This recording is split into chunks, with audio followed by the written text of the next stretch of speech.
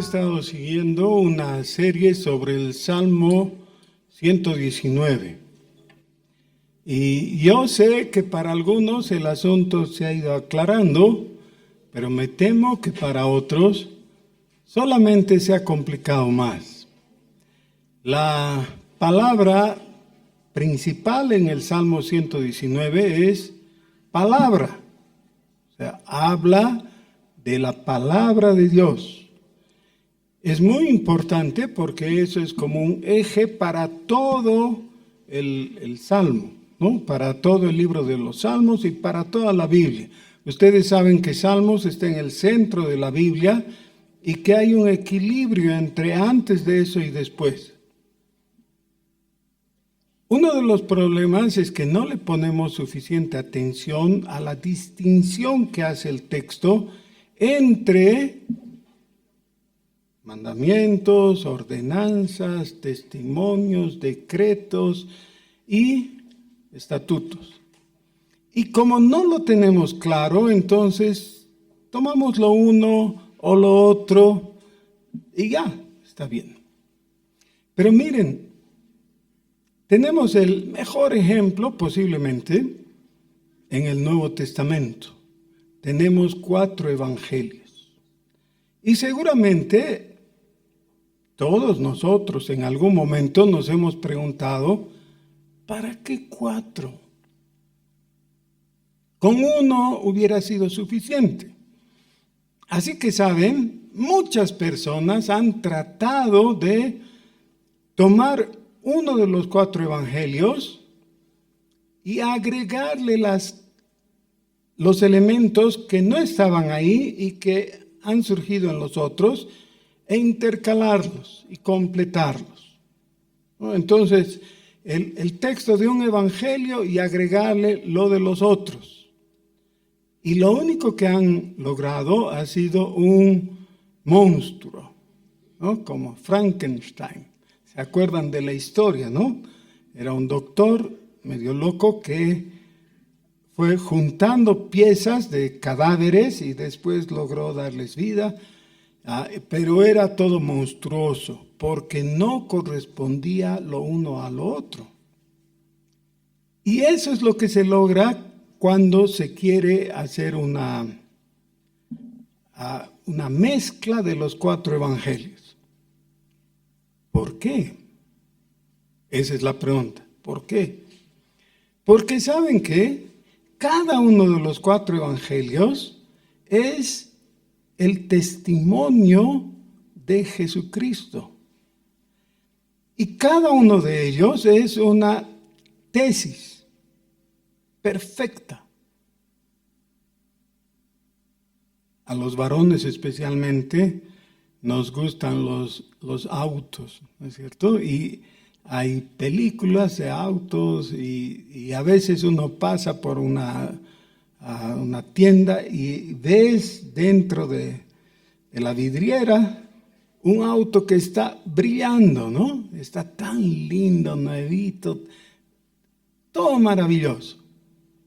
Pero ¿qué tal si le empiezas a sacar piezas de uno de esos autos lindos y se las pones al otro?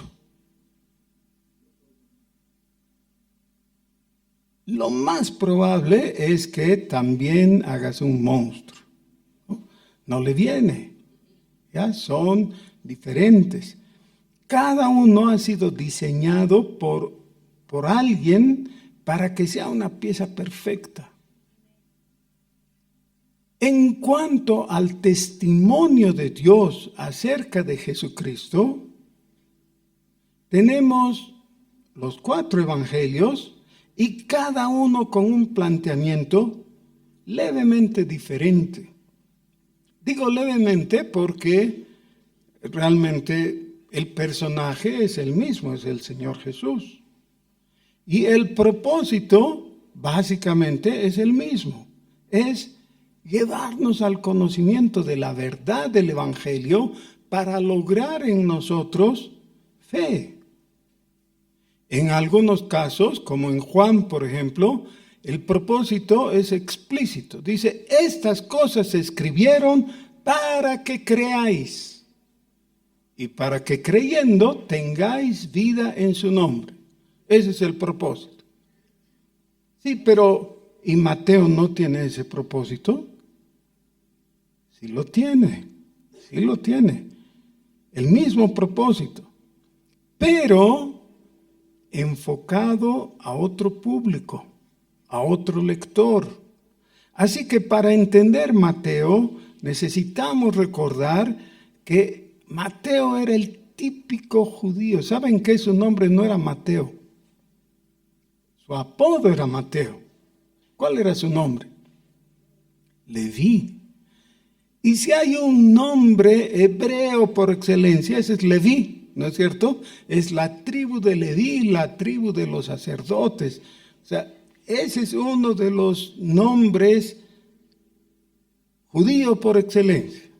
¿Ya? El otro es Judá, el otro es Simeón, y así hay unos cuantos de esos, ¿no es cierto? Bueno, Leví les habla a los judíos. Y por eso cita tantas veces el Antiguo Testamento. Tenemos también el testimonio de Marcos, dirigido posiblemente a los gentiles, a los romanos, con una mente más ágil, con una actitud más práctica o pragmática. Todo eso con vistas a llevar a la fe a aquellos que no tenían la ventaja del conocimiento del Antiguo Testamento. En mi primer semestre de seminario, en el siglo pasado, antes de que lo piensen, yo tomé la materia de Juan. Y cuando empecé a escuchar las lecciones sobre Juan, me propuse, voy a dominar Juan. Y siempre que he podido, he vuelto a leer Juan y unas 50 veces he enseñado el Evangelio según San Juan en orden a diferentes personas. Y si ustedes me preguntan, el capítulo tanto, ¿de qué habla? Yo sé. Se habla de esto, del otro, No puedo repetir de memoria todo el texto, pero sé. Ya no me pueden tomar el pelo y decir, porque no tengo pelo, ¿no? No me pueden decir, en Juan 18, no, yo sé que no está en Juan 18. Sé lo que dice.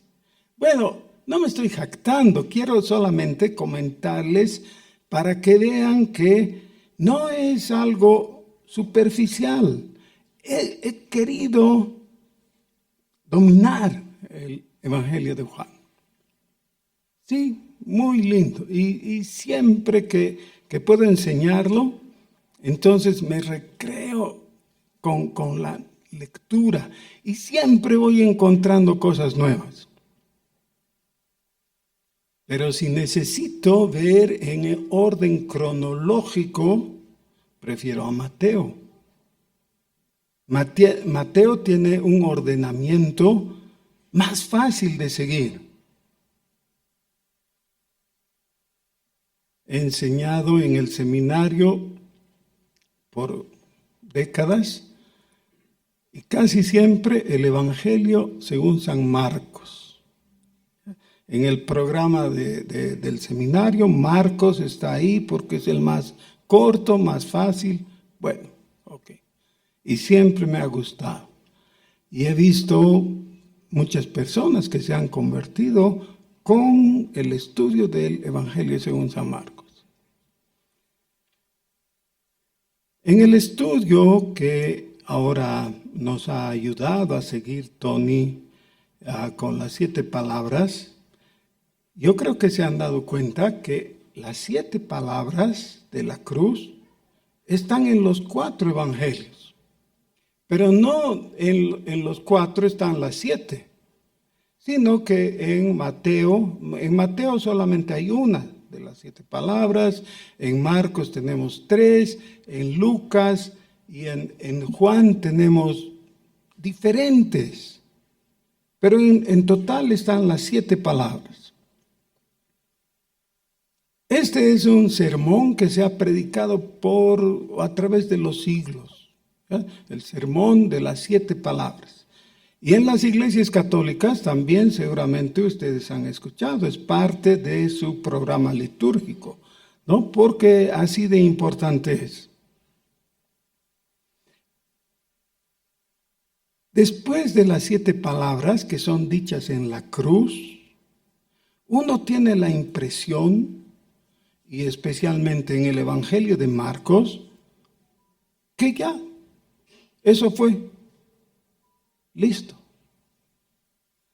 Es muy interesante que los 4 evangelios dedican el último capítulo al tema de la resurrección.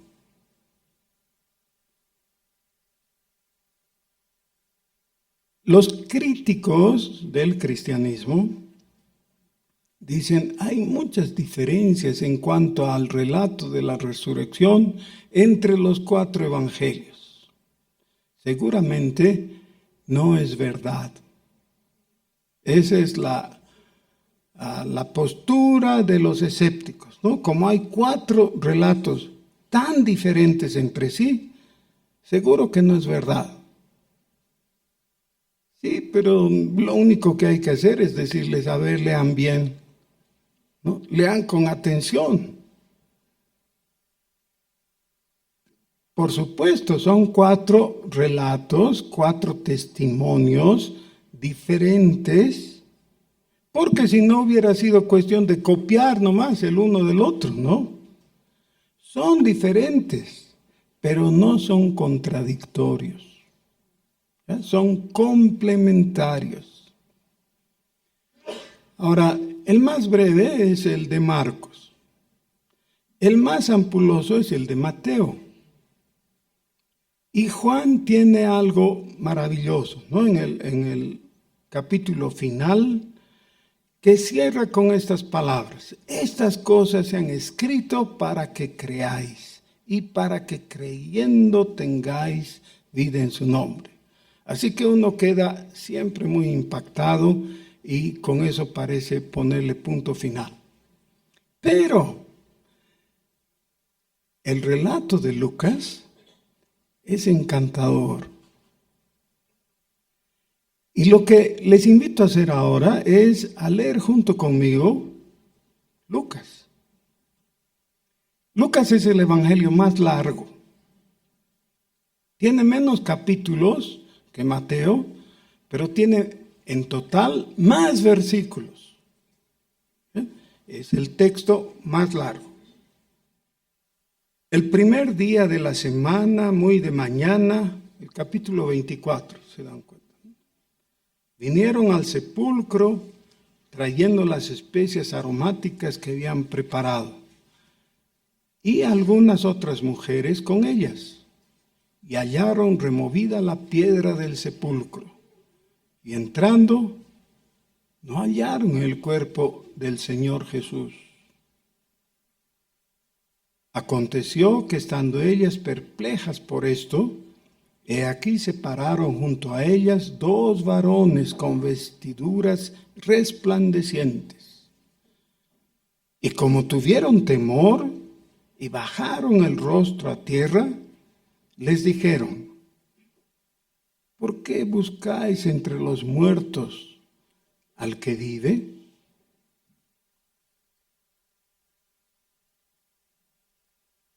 Hay un énfasis en los 4 evangelios que la primera persona que recibió el testimonio de la resurrección es una mujer llamada María Magdalena, que seguramente muchos habrían dicho, pero no es confiable. A ver, miren sus antecedentes. Pero ¿saben qué? Por sus antecedentes personales, pudiera ser que no sea confiable. Pero para ese momento cultural, el testimonio de cualquier mujer no era confiable. En los tribunales romanos, si iba un testigo le podían escuchar. No tenía validez total. Con dos ya era mejor. Los judíos también tenían esa tradición. Pero si era mujer, ni para qué oír. No eran confiables. Ese era su concepto. Dios escogió una mujer. Y luego ella, con sus amigas cercanas, creyentes todas, fueron escogidas para escuchar la buena nueva por primera vez. Y se les encomendó dar las gratas buenas nuevas a los demás. ¿Qué es lo que tenían que testificar? Que alguien les dijo, aquí dice 2 varones con vestiduras resplandecientes, no está aquí. ¿Por qué buscan al que vive entre los muertos? ¿Por qué?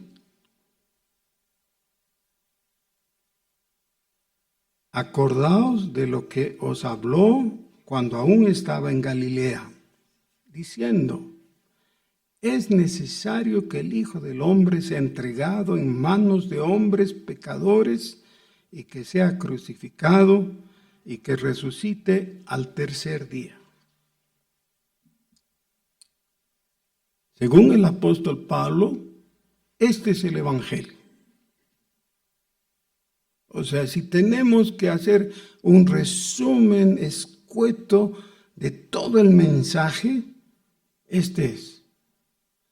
Es necesario que el Hijo del Hombre sea entregado y que muera y que resucite al tercer día. Este es. Puedes creer todo del cristianismo. Hay mucha gente dispuesta a seguir su ética porque es sobresaliente, es mejor, sí. Pero eso no te va a salvar. Te va a hacer admirar a Jesús, pero no te va a salvar. Esta es la parte del mensaje que necesitas recibir y creer. Bueno, eso les recuerdan a ellas.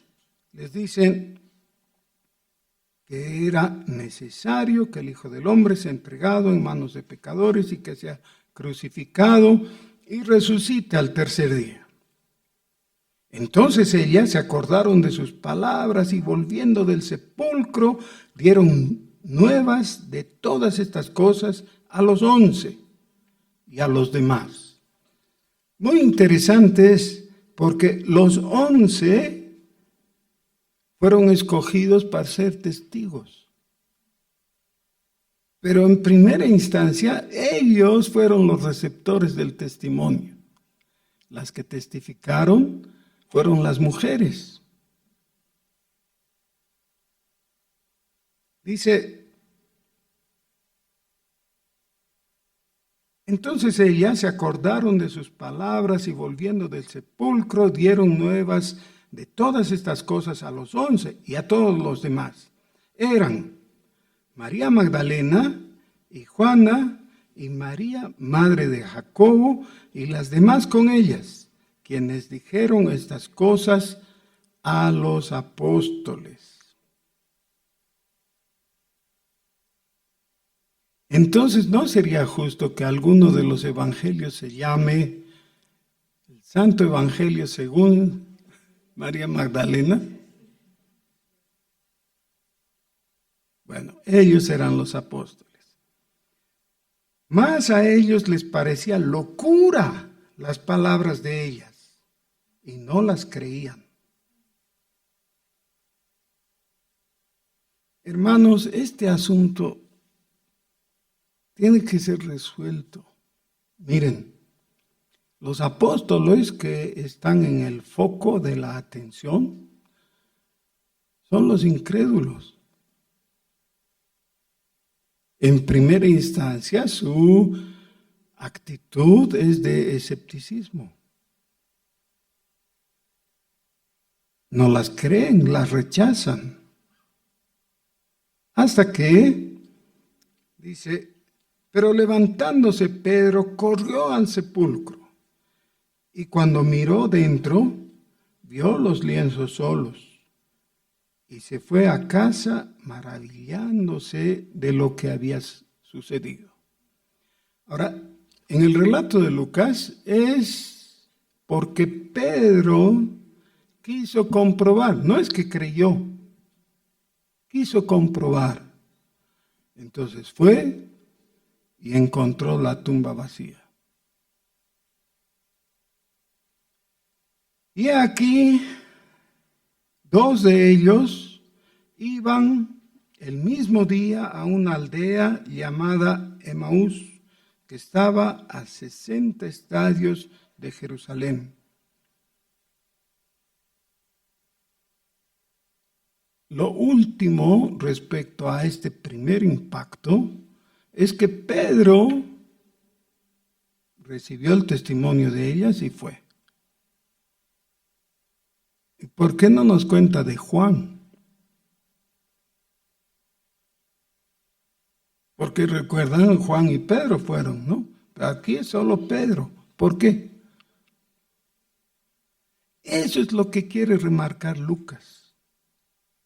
Lucas nos deja en suspenso, mostrándonos a Pedro que se regocija por encontrar la tumba vacía.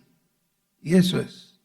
Y ahora Lucas nos lleva a un aspecto, o a un relato, que solo está en Lucas. No está en los otros evangelios, está solo aquí, pero que es tan impactante. Es posible que no sea igualmente de trascendente que lo que nos cuentan Mateo y Juan, pero esto es, ¿saben por qué tan importante? Porque inevitablemente todos nosotros tenemos que identificarnos con estos dos testigos que estaban caminando hacia Emaús. ¿Y por qué no da sus nombres? Todavía, después sí, pero ¿por qué no da? Porque fácilmente tú podrías firmar con un seudónimo o con tu nombre, porque te está señalando a ti. Porque esa es nuestra actitud inicial. Ahora vean, ¿han oído el cuento de la Caperucita Roja?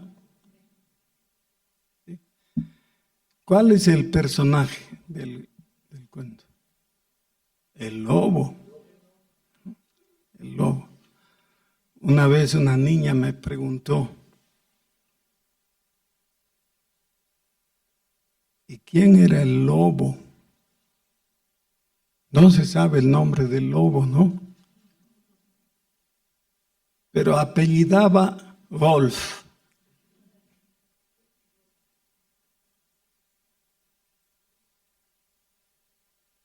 Tú eres el lobo. Tú eres parte de la historia. Tú eres uno de los dos que está, porque tu actitud está ahí. Lo que hay en tu corazón está ahí. Es una fe que trata de surgir y que es apabullada por el escepticismo, por la incredulidad. Vean la actitud de estos y después me dicen si no se han tenido que identificar. E iban hablando entre sí todas aquellas cosas que habían acontecido. Sucedió que mientras hablaban y discutían entre sí, Jesús mismo se acercó y caminaba con ellos. Mas los ojos de ellos estaban velados para que no le conociesen. Y les dijo, ¿qué pláticas son estas que tenéis entre vosotros mientras camináis? ¿Por qué estáis tristes? Respondiendo uno de ellos, que se llamaba Cleofas, le dijo, ¿eres tú el único forastero de Jerusalén que no ha sabido las cosas que en ella han acontecido estos días? Entonces Jesús les dijo, ¿qué cosas? Y ellos le dijeron, de Jesús Nazareno, que fue varón profeta, poderoso en obra y en palabra delante de Dios y de todo el pueblo. Y cómo le entregaron los principales sacerdotes y nuestros gobernantes a sentencia de muerte y le crucificaron. Pero nosotros esperábamos que Él era el que había de redimir a Israel. Y ahora, además de todo esto, hoy es ya el tercer día que esto ha acontecido.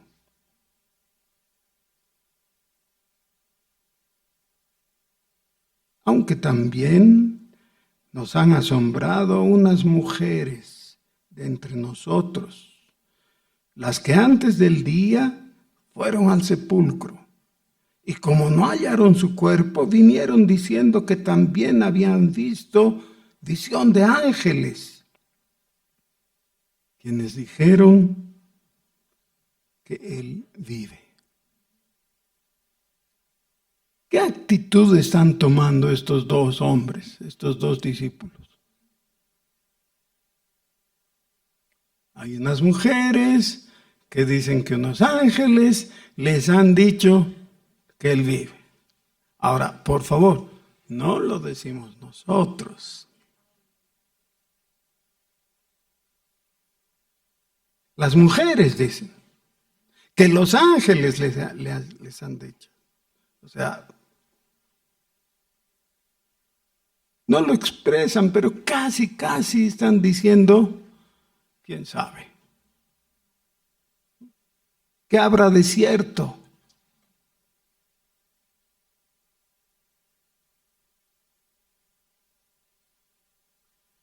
Entonces Jesús les dijo, oh insensatos y tardos de corazón para creer todo lo que los profetas han dicho.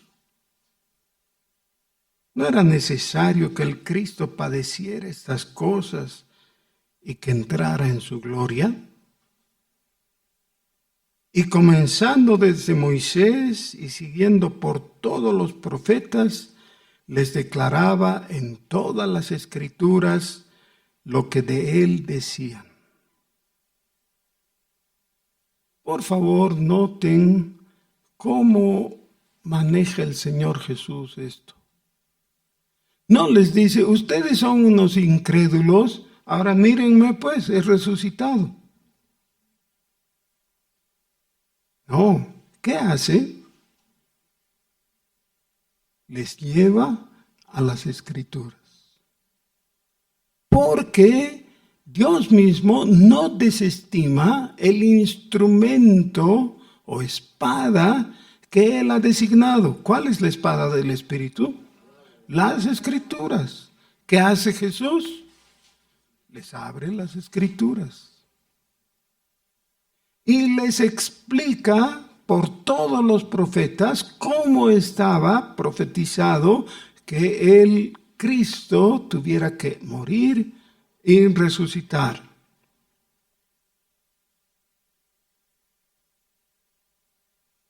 Llegaron a la aldea a donde iban y él hizo como que iba más lejos. Mas ellos le obligaron a quedarse diciendo, quédate con nosotros, porque se hace tarde y el día ya ha declinado. Entró pues a quedarse con ellos y aconteció que estando sentado con ellos a la mesa, tomó el pan y lo bendijo y lo partió y les dio. Muchas veces en el Evangelio se enfatiza las fallas humanas, las equivocaciones, y entonces nos es fácil identificarnos con eso. Somos muy aptos para fallar. Pero aquí se relata un acierto incomparable. Esto hace la diferencia. ¿Qué hicieron estos hombres?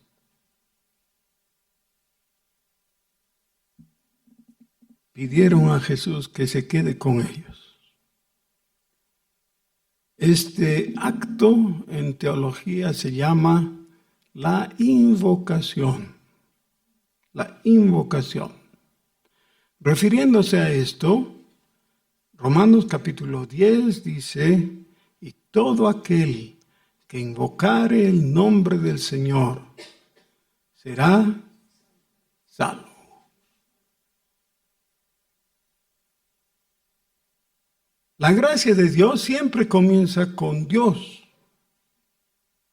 El sujeto de la salvación es Dios. Dios es el que salva. Nosotros somos objeto.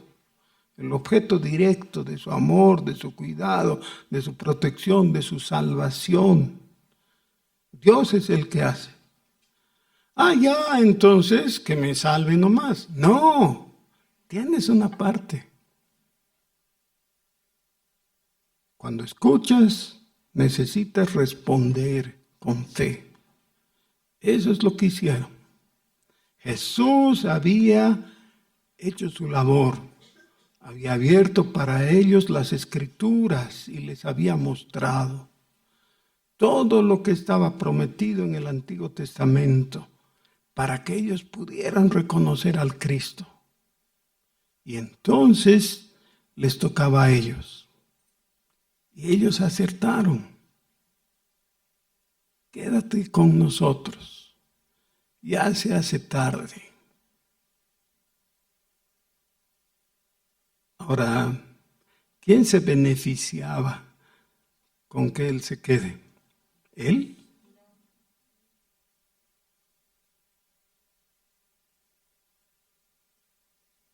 Hermanos, esto es muy importante. Quédate, Señor.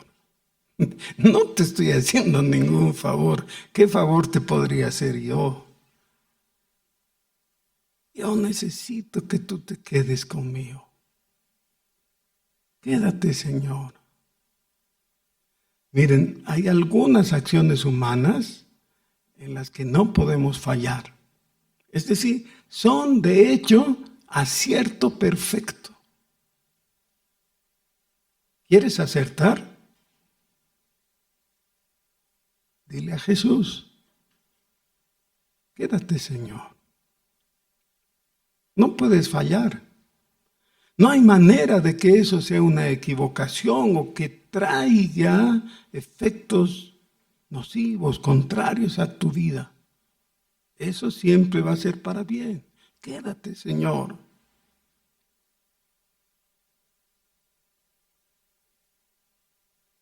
Quédate, Señor, con nosotros, porque ya se hace tarde y el día ya ha declinado. Entró pues a quedarse con ellos. Y aconteció que estando sentado con ellos a la mesa, tomó el pan y lo bendijo y lo partió y les dio. Entonces fueron abiertos los ojos y le reconocieron, mas él se desapareció de su vista. Aquí tenemos un clímax y un anticlímax, ¿no? Les ha llevado a ese punto en que por fin sus ojos han sido abiertos. Este que está aquí con nosotros no es otro peatón, no es otro como nosotros, es Jesús.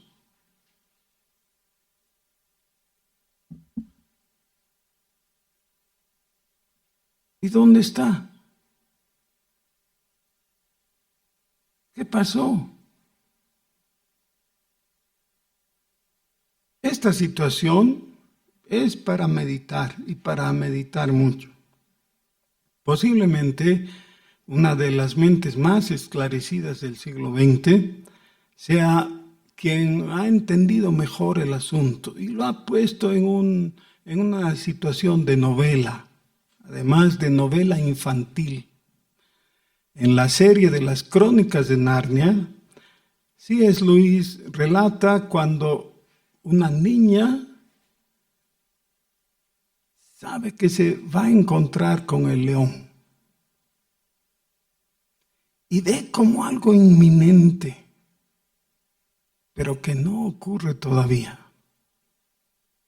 Y no puede verle y se va angustiando.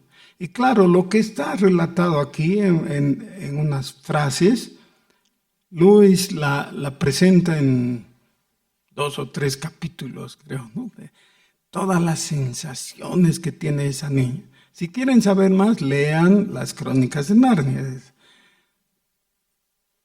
Es apasionante. Dice, se desapareció de su vista. Felizmente no termina aquí Lucas. Podría haber terminado su evangelio aquí. Pero felizmente para nosotros el relato sigue. Y se decían el uno al otro, ¿no ardía nuestro corazón en nosotros mientras nos hablaba en el camino y cuando nos abría las Escrituras? Y levantándose en la misma hora, volvieron a Jerusalén y hallaron a los 11 reunidos y a los que estaban con ellos, que decían, ha resucitado el Señor verdaderamente y ha aparecido a Simón. Entonces ellos contaban las cosas que les habían acontecido en el camino y cómo le habían reconocido al partir el pan. Hermanos queridos, vamos a partir el pan.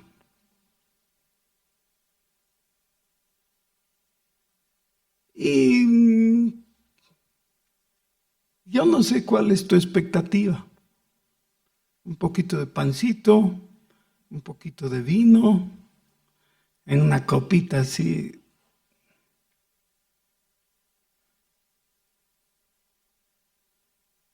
Y si es eso nomás, no vale la pena.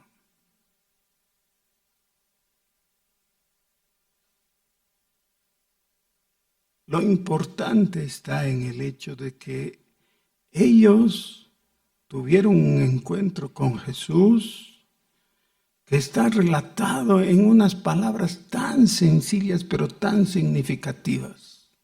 Una pregunta, ¿no ardía nuestro corazón?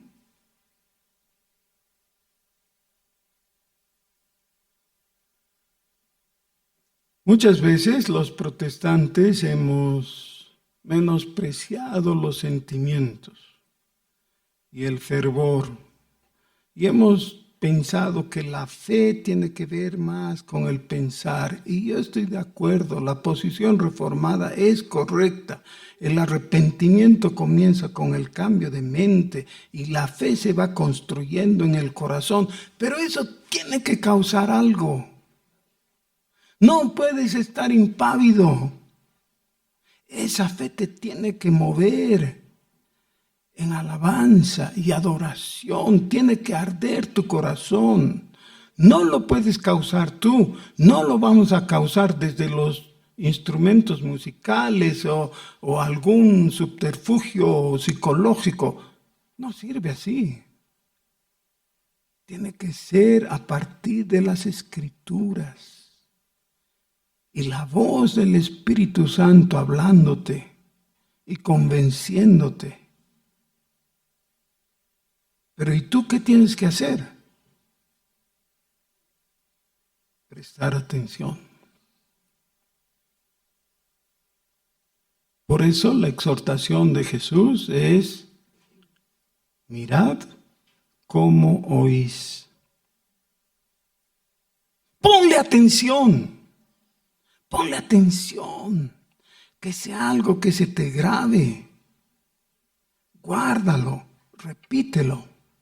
Es decir, Salmo 119. Eso es. ¿Por qué?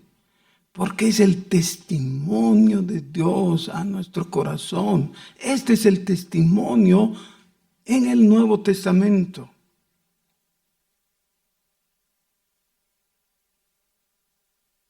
Mientras ellos aún hablaban de estas cosas, Jesús se puso en medio de ellos y les dijo: paz a vosotros. Veamos la secuencia. Jesús había estado con 2 de ellos y les demostró que estaba vivo. A partir de eso se encontraron con los otros discípulos, con los 11, que estaban dando testimonio de que Jesús había resucitado, basados en la palabra de Pedro, que fue a buscar en la tumba basado en la palabra de las mujeres. Y ellos vienen ahora con su propia explicación de lo que ha pasado. Y cuando están en eso, ocurre algo maravilloso. Jesús mismo se hace presente.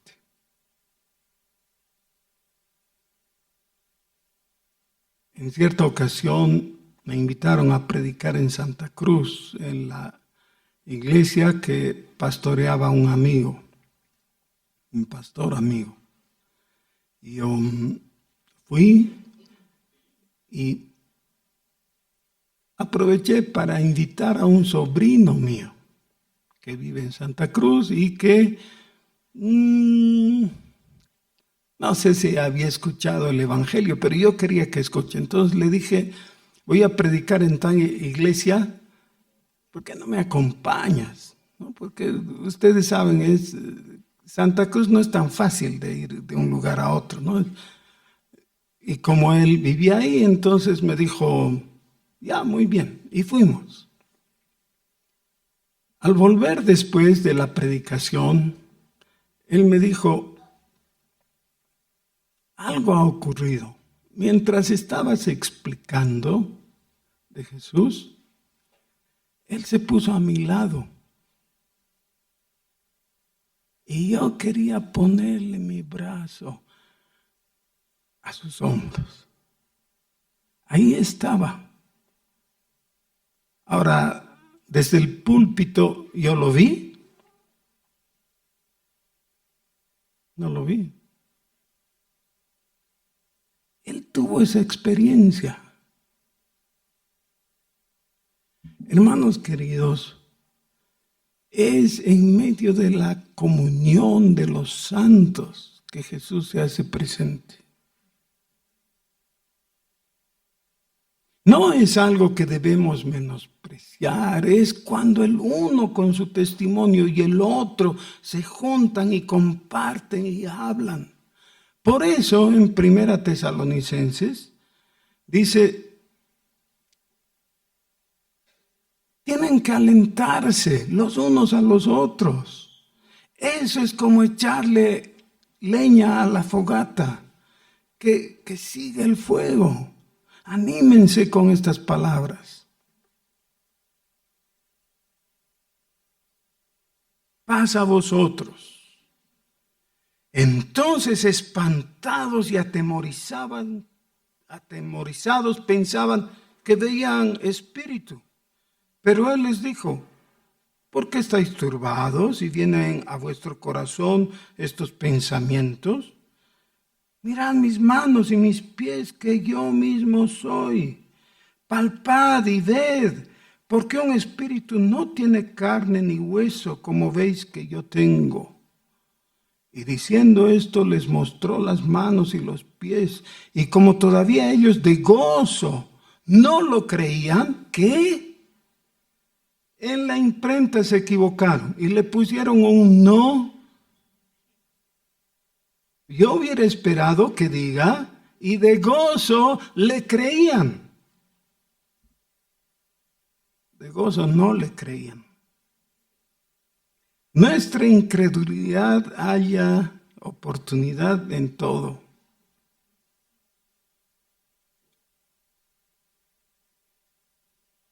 Estaban maravillados.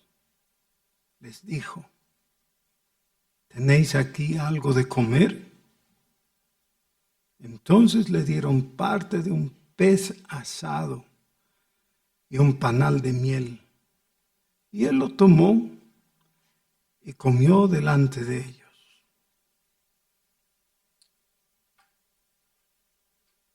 No me gusta que la mesita esté aquí adelante. Yo quisiera que esté ahí en medio de todos. Lo que tenemos es un ágape, una comunión. Y en medio nuestro, el Señor Jesús está presente. No hay algo mágico cuando comes el pan o bebes el vino. Es pan nomás y es vino nomás. Pero hay una realidad más profunda. Jesús está presente. Ahora mismo Jesús está presente.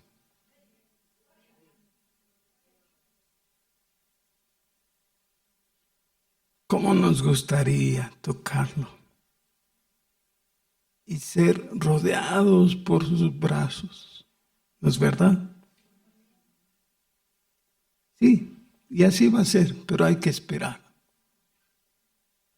Físicamente Él está con el Padre Celestial, su Espíritu está en medio nuestro, pero por su Espíritu Él está presente. Eso es lo maravilloso. En la visión cíclica que tienen nuestros amigos, ahí dicen, sí, el Viernes Santo muere Jesús, el sábado Dios está muerto, dicen, ¿no? Dios está muerto, así que se puede hacer lo que quieras. Porque Dios está muerto, nadie ve. No. Y el domingo dicen, ha resucitado. No, Él ha resucitado una vez para siempre, ya no muere más. No es algo que ocurre cada año, en cada Semana Santa. Esa es una tontería. Él ha muerto una vez y para siempre, porque su muerte no se necesita cada cierto tiempo. Su sacrificio expiatorio es una vez y para siempre. Eso está declarado explícitamente en la epístola a los Hebreos. Ha muerto. E igualmente, al tercer día ha resucitado y vive para siempre. No vuelve a ocurrir cada vez que tenemos la Santa Cena. No vuelve a ocurrir cada Semana Santa. No. Él ya está vivo y a la diestra del Padre Celestial vive y reina para siempre. Pero nosotros vivimos en el tiempo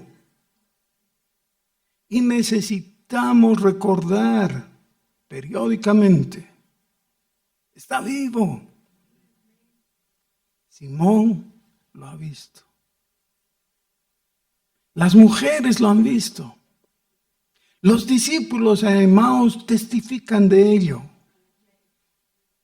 Pero si tú pones atención, vas a poder testificar que camina a tu lado, que no se ha ido. Hemos leído Lucas, pero las últimas palabras de Mateo me parecen magníficas. Y he aquí, yo estoy con vosotros todos los días hasta el fin del mundo. Esa es la verdad que nos puede sostener. Oremos. Oh Señor Jesús, qué maravilloso es recordar que tú, por amor a nosotros, has muerto y has consumado la obra perfecta de salvación. Qué maravilloso, oh Señor, es saber que tú has resucitado y estás vivo y activo y te mueves en medio de tu iglesia. Tú mismo lo has dicho en Apocalipsis capítulo 1. Estás en medio de los candeleros. Gracias por revelarnos esta verdad. Gracias por sostener nuestras vidas con esta información, con este testimonio. Gloria sea tu nombre, bendito Jesús. Amén.